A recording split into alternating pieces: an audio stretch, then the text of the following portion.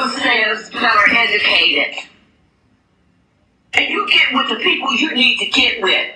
You need to get convinced about it. It doesn't even make sense to me.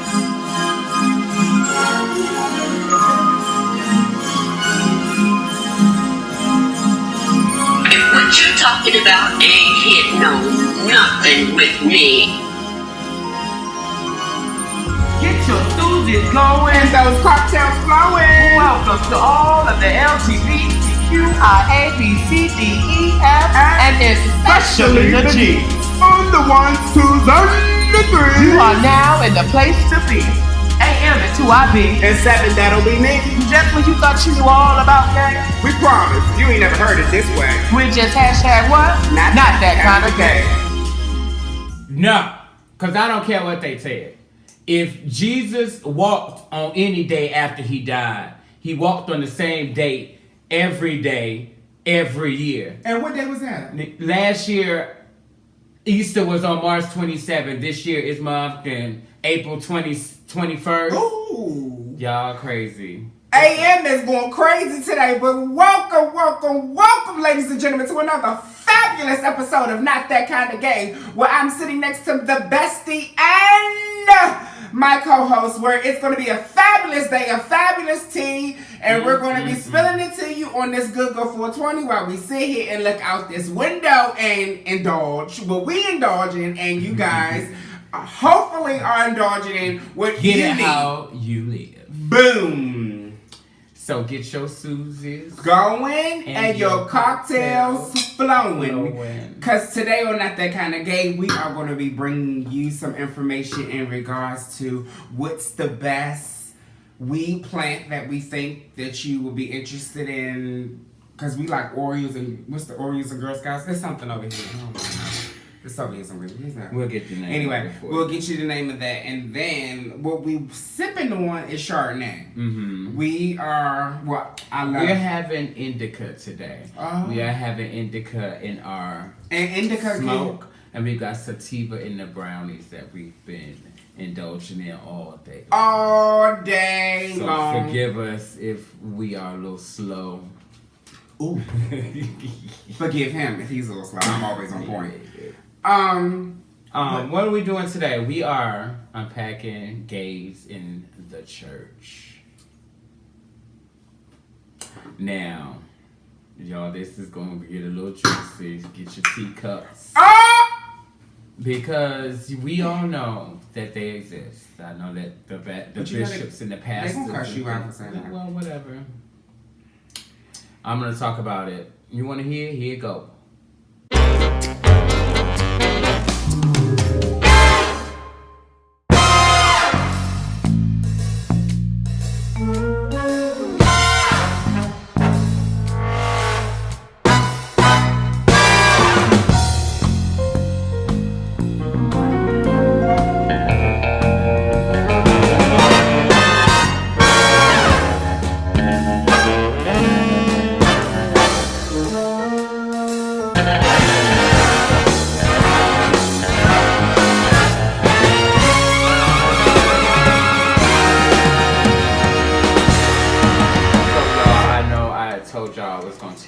About the strain we are smoking today. It's called Kim Dog.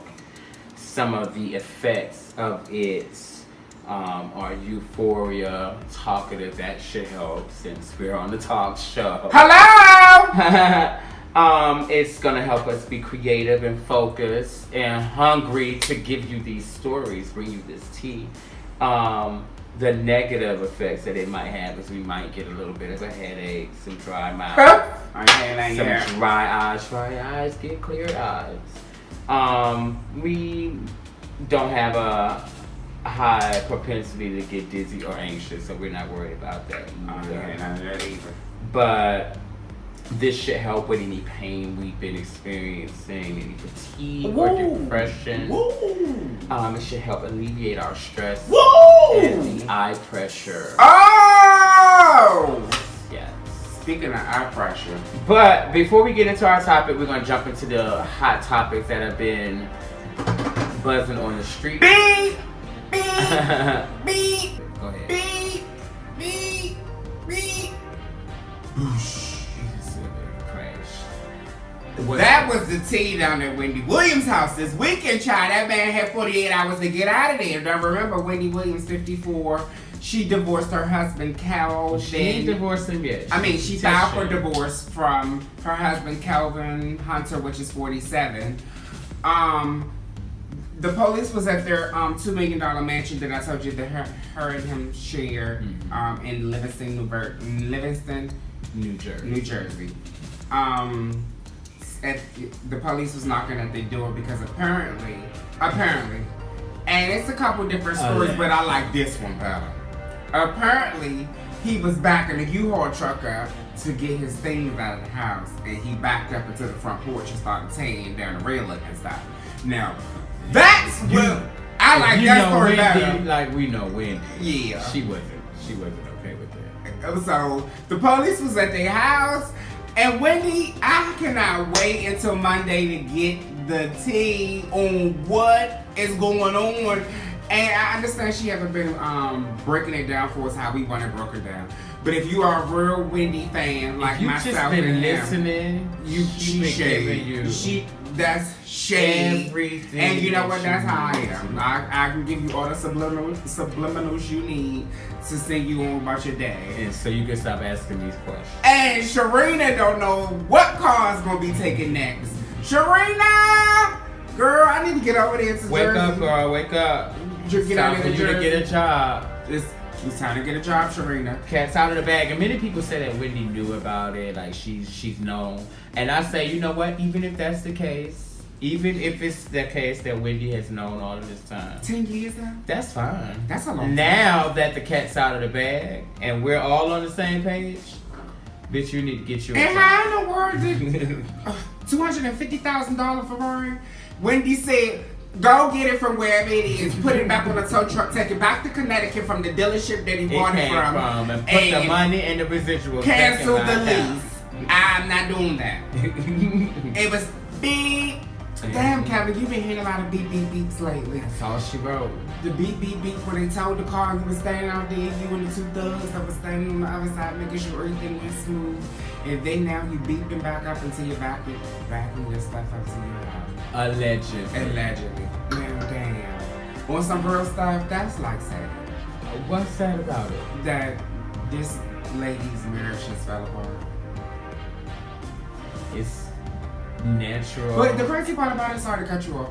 I feel like I've seen this like a couple years ago. I already seen this happening. You saw it coming. I kind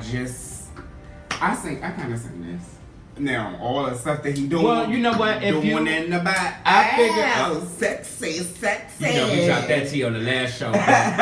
Ain't nothing I just wrong. feel like if Wendy had been having issues, or she knew she was having issues, I feel like she's the type that would have dealt with them head on when they happened. I think she did. So I feel like all of this, it's new. I feel like for however long it's been going on, it's not been 10 years of it.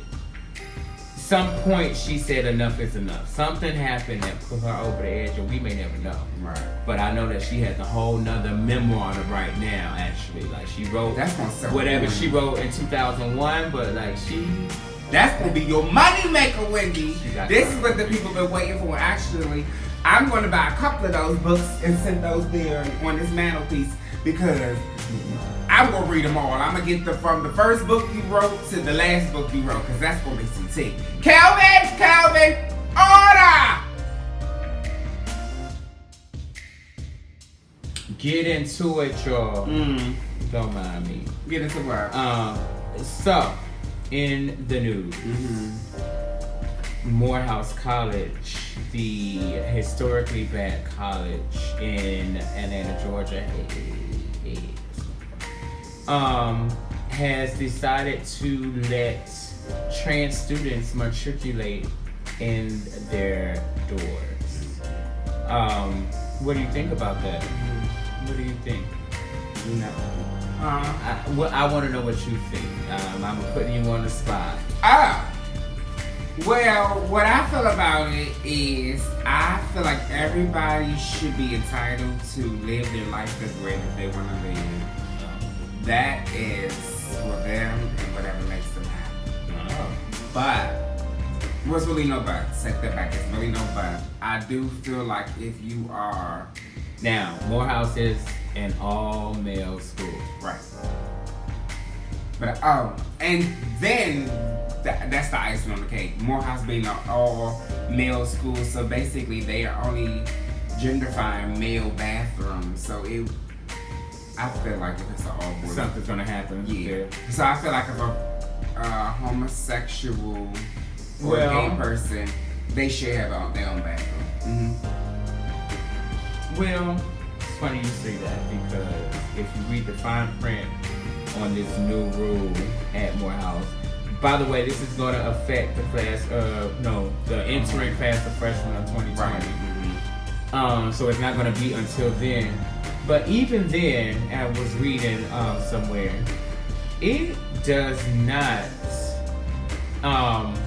it's utopian at best. Right. Mm-hmm. It's not as sweet as a deal as it seems, because at any point in a person's transition, where they stop or cease to be a male, and they actually start identifying as female, they're no longer allowed to matriculate to school. So a person can identify as trans, they just can't be trans at Morehouse.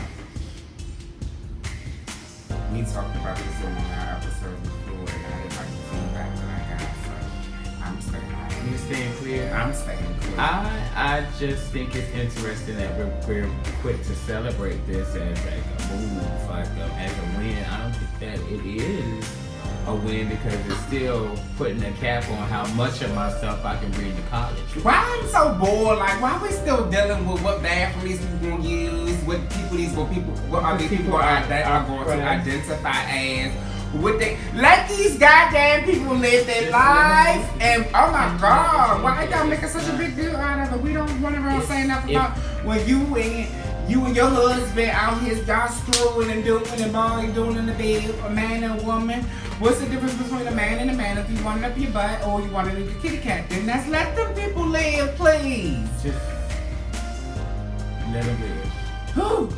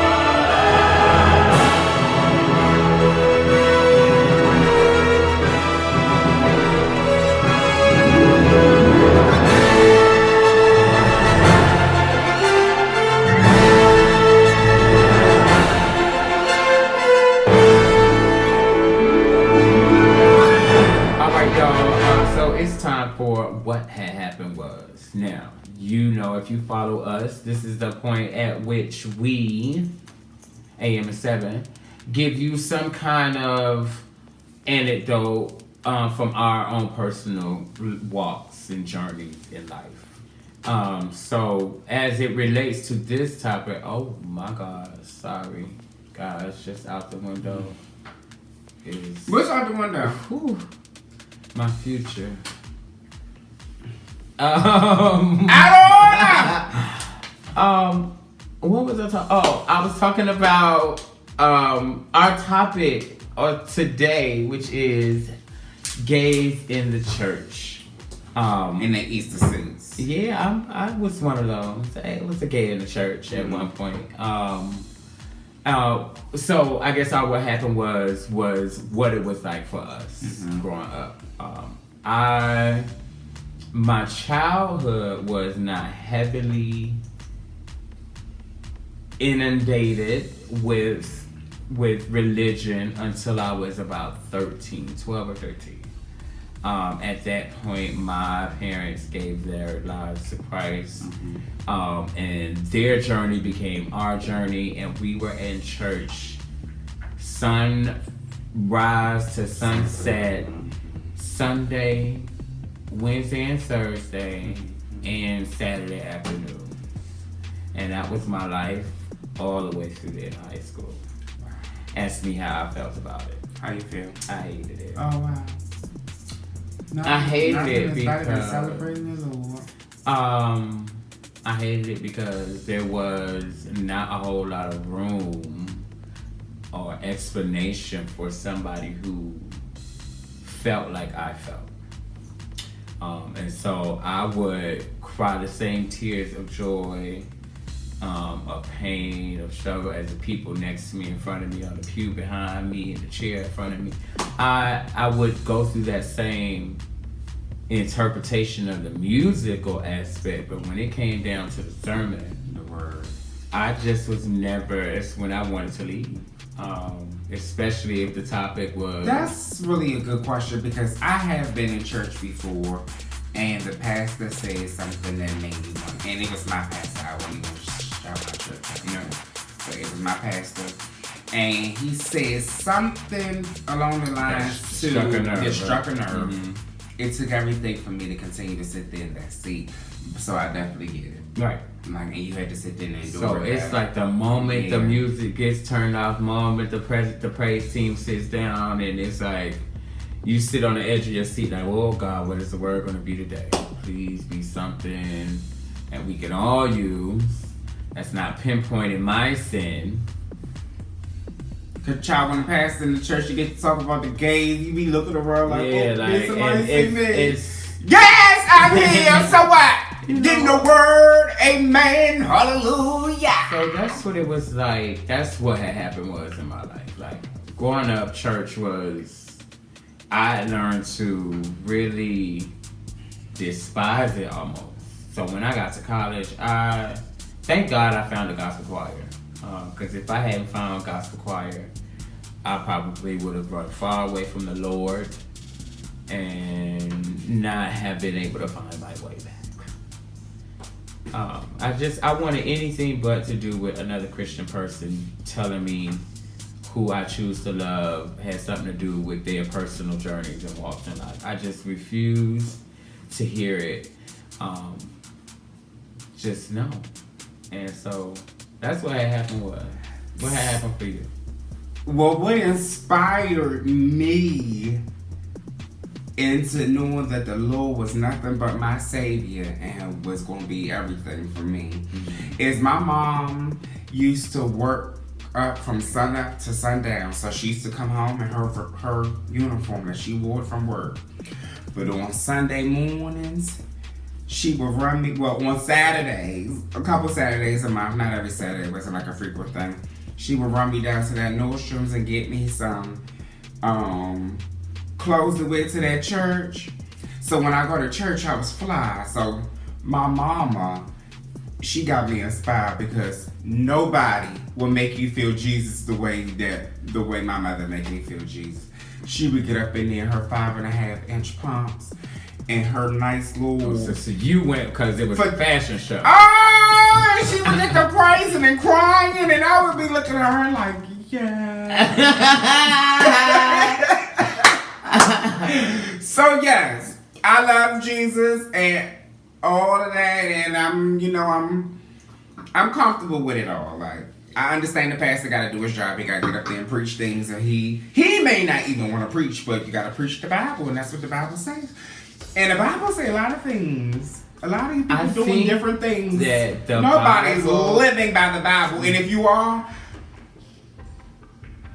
the Bible was always meant to be parables to use to guide you along. At some point, the human race, decided along the way that this is the end all be all. This is how it should be. This is what it is. And people have gotten so closed-minded when it comes to that book that they don't even realize we're reading a 25th translation of the damn thing. True. It's not even the original document. True. It's got all kinds of people's interpretations and assumptions even. Mm-hmm. We don't know if the burning bush was really burning or if it was the sun glistening a certain kind of way. We have no clue. We were not there. And so it is just asinine for religion to keep getting away with boxing people in because of this book. Mm-hmm. I think we should use it to guide our lives, but we should definitely not be using it to tell people how to live their life. Tear other people's things. Right. I mean, that's how I feel. So, give us your feedback on what you feel about the GAYS in church. Is it a taboo word? He, they who shall not be named.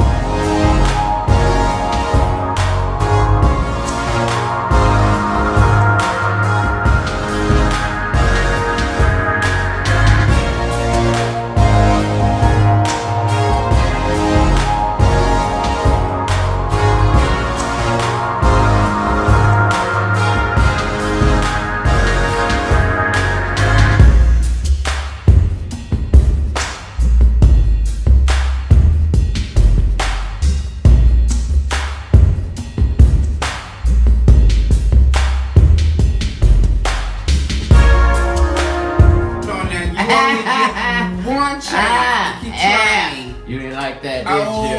Bitch. Anyway, what it do, y'all? We get ready to go into the puff down situation. Yes. I hope that you guys still have your cocktails flowing and your Susies going. Because it's time for the puff down. Now, in today's puff down session, we are going to not do it like we normally do it, which is like a guest and some kind of question and answer format. We're going to talk about some of the big headline making news stories of gays in the church. You've heard them. I'm sure you guys have. Because they stay as headline topics. Let's get right into it. The first I want to mention is that the United Methodist Church is on the brink of, we could really be on the brink of something that changes our history books. You know how all of those religious sects broke off from one another back in history, how we have Protestant now, and how we have Baptist now, and how we have Catholics, etc., etc.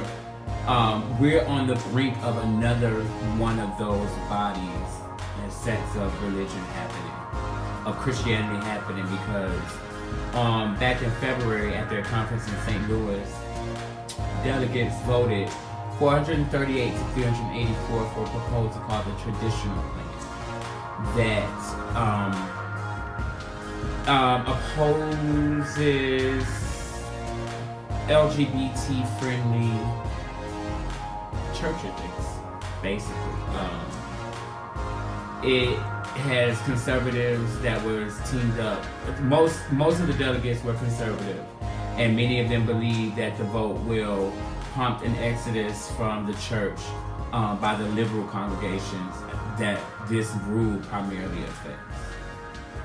So some churches have even raised rainbow flags in wake of the decision, but I think this is big time news, y'all. Like, because of this ruling in the Methodist Church, they're thinking about going off and creating their own church.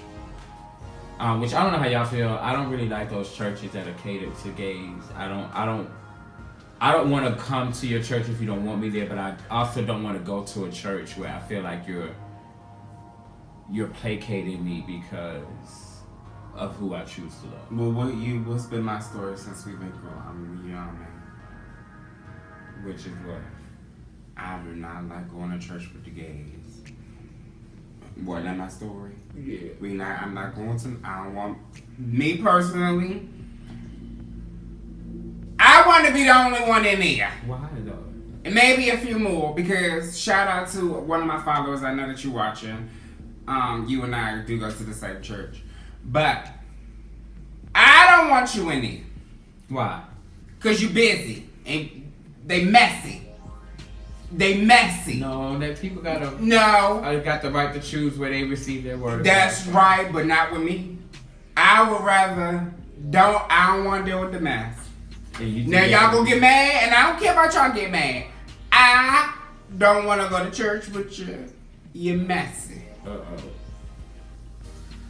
Well, speaking of mess, rest in peace, Bishop Eddie Long. But before you expire, you had a mess going on. Seven, get into it. Child, what they say about that man Bishop Long? Well, you know, he was in charge of the mega church New Birth.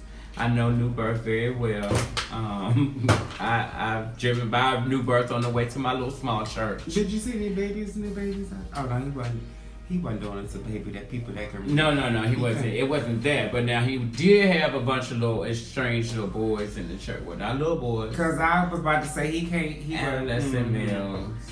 And I don't want anybody to say I'm disrespecting the dead and I'm bringing things back up. I'm just giving you guys. We're just here to puff down. He had cancer. We're here to puff down over gays in churches and that making news. Right. So I remember this story very well. Back in 2010, there were 3 accusers who settled outside of court. How much they get? I have no idea. And that was an undisclosed amount. But then right as they were about to finish settling, a 4th accuser came forth, and he ended up being a part of the settlement too. Well, but 10,000 people at your church, you had all the money that you needed. It's important to note, though, that just because these gentlemen were paid off does not mean that there is any guilt on Mr. Long's part. Allegedly. There was never any found. They settled. All parties decided to settle before court happened. So we don't know if these dudes were a bunch of sellouts. If they did settle for money, I'm sorry. It's like if you're gonna say I'm the victim, fight it to the end. Fight it because there isn't a dollar amount attached to it. Fight it because what church you think that boy Jesse go to? I don't know. Someplace in Chicago, I assume. You think they still accept me? You feel what I'm saying though? Like if you're going to say I've been a victim of some heinous crime, go ahead, Law and Order, SVU. Yes. And I'm coming forth as a victim and I'm pointing my finger at somebody and I'm saying that person is responsible for this sexual misconduct against me. I don't see how it's okay to ever take the cop out of a signature and a check. That's not justice. That's not the justice you should be after. Period. Correct. And on that note, we're going to take you to the next topic. Let's bring it on to you. Hold on 1 second. The Catholic Church sexual abuse scandal leads one right into the next. So from Eddie Long to the Catholic Church now. For what it's worth, Eddie Long was who he was, but the Catholic Church has been doing this for hundreds of years. According to the news. Who said they had that on me? This is according to CNN.com. Yeah, and the U.S. determined reporting by the Boston Globe. Mm-hmm. It exposed widespread abuse and how pedophilia and priests were moved around the country instead of being ousted. So once they found out that they were touching people's kids, instead of, excommunicating them out of the church, they sent them off somewhere else to do it again. Mm-hmm. A church commission report in 2004 said that more than 4,000 U.S. Roman Catholic Church priests have faced sexual abuse allegations in the last 50 years. That was in 2004, y'all. Wow. In cases involving more than 10,000 children, mostly young men. Following that report in 2009, another one said that psychological abuse was endemic in Catholic-run industrial schools and orphanages for most of the 20th century. And it continues to happen. The Vatican, who is over the whole Catholic Church, has little or nothing to say about it at all. Pope Francis called for decisive action when he was elected in 2013, but most of his critics say that he hasn't done enough to hold people accountable for being found guilty of this stuff. Wow. He has condemned some sexual abuse and the covering up of it, but again, hasn't really put it into fruition. The person who came before him, Pope Benedict, had been accused of failing to protect the children by suppressing these investigations, but he denied it. He didn't say anything at all. That was his At best least bet. this Pope Right. acknowledges that it happens, but he's not quick to act on it. Right. So here we'll see what happens with the Catholic Church As usual, some type of church scandal and some type of mess going on. see what happens with the Catholic Church and Eddie Long and them 2-3 men that accused him of doing what they was doing when they was doing it.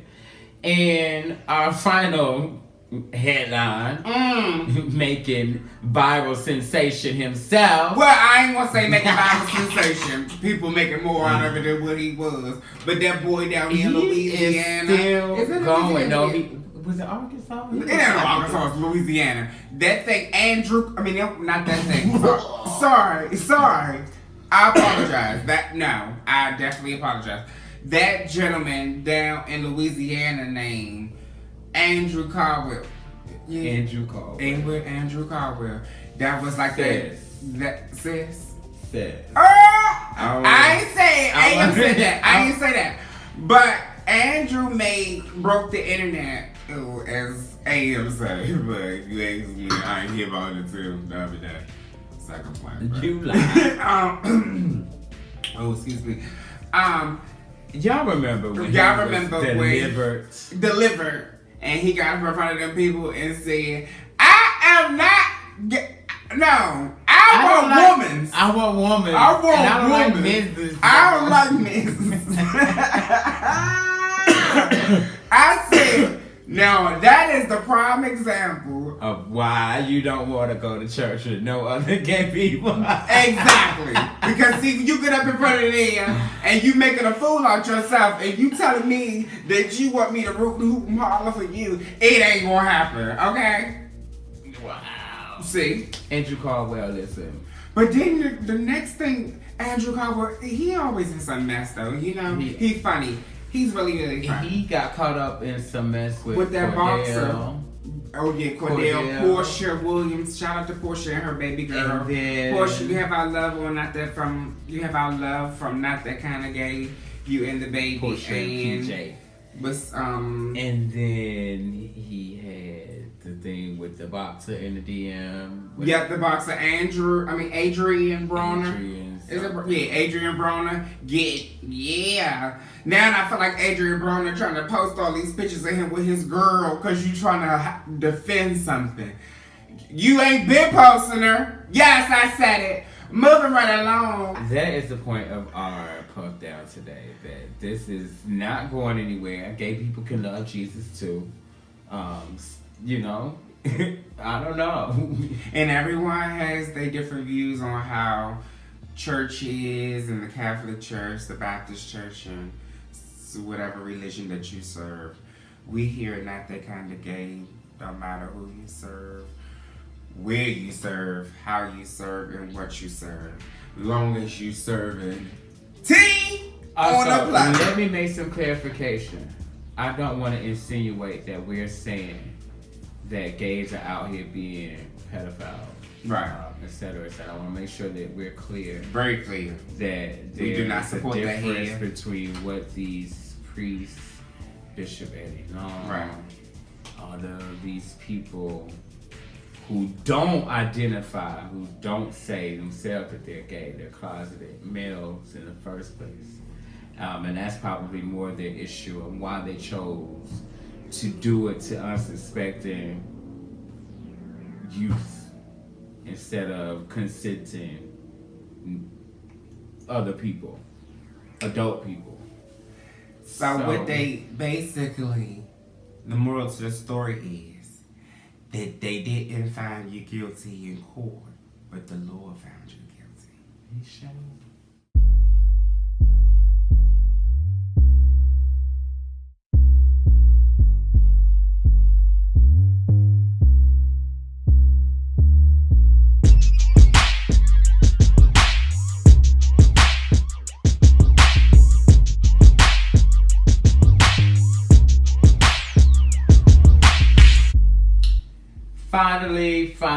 Finally, y'all, it's time for our Jackass of the Week. And who that be? Man, this guy is the jackass of the next fucking century. The Sultan of Brunei. I hope I'm saying that the right way. But Brunei's new anti-gay law goes into effect, or went into effect a couple weeks ago. And I can't believe that in this millennium, people are even up for being stoned to death. There's another human being that's able to decide that they're gonna throw rocks at somebody until they die. Wow. All because of who they choose to love. This guy's our jackass of one of our permanent jackasses. Right. But just to give you a little bit of tidbit about what's going on here, anyone found guilty of being gay in this little province will be stoned to death, and according to Sharia law. Wow. Yes. The little island of Borneo in Southeast Asia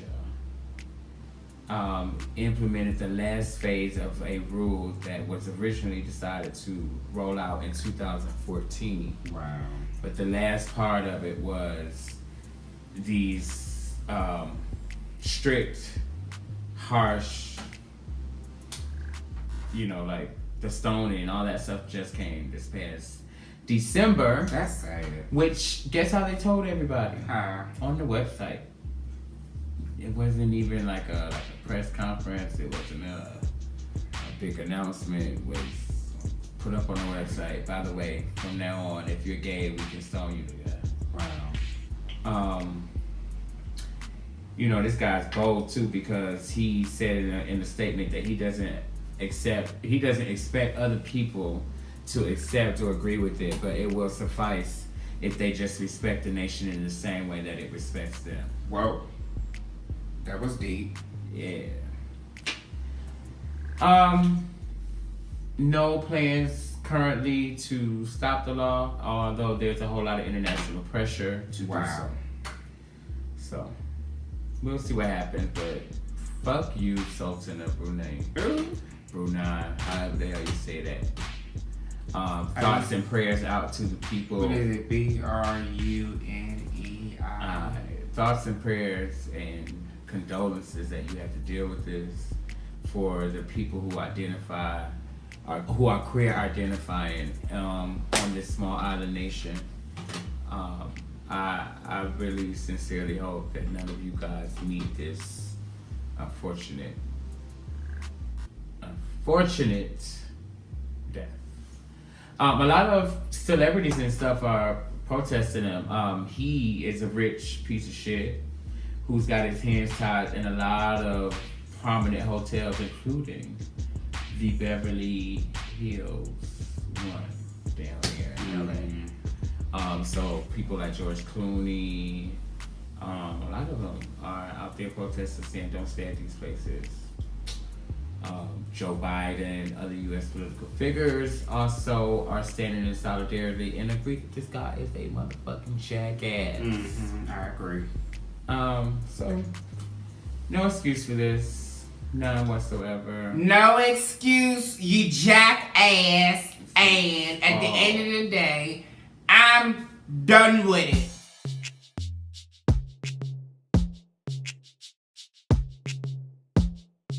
Cheers, 7. That concludes another great episode of Not That Kinda Gay. What? Turn up. Excuse me. As always, you know we love and appreciate you guys. And again, we appreciate all your feedback and what you think about it, the show. We greatly appreciate it. Happy 420. Happy 420. Happy Earth Day. Go out, pick up a piece of litter. You know, clean up a park, paint a mural somewhere, do something good. Do something with yourself. To somebody. Be kind to Mother Earth. Happy Resurrection Sunday to those of you who believe. And until then, you can get all of this episode and its jush and previous episodes and their jush on our YouTube at Not That Kinda Gay. On Instagram at Not That Kinda Gay. G1. Oh, G1. Boop, boop. On Twitter at Not That Kinda G1. On Snapchat at Not That Kinda G1.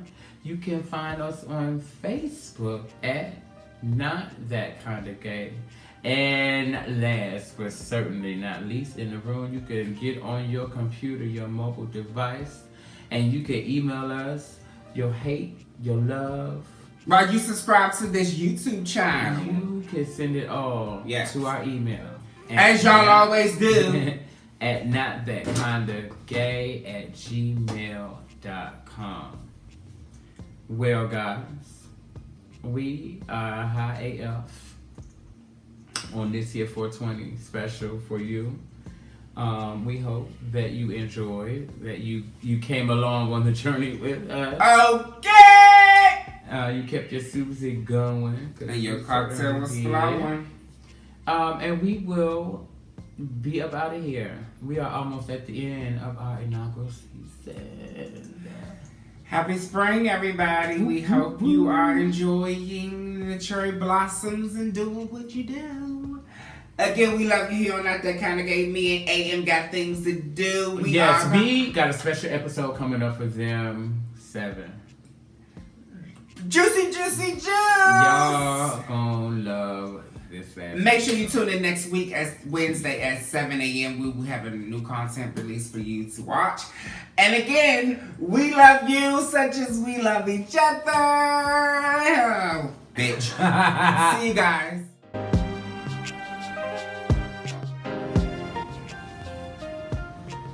What's the sound of a beep, beep, beep? What's first? What's just back on to this topic. Burn down. Anyway, get in order.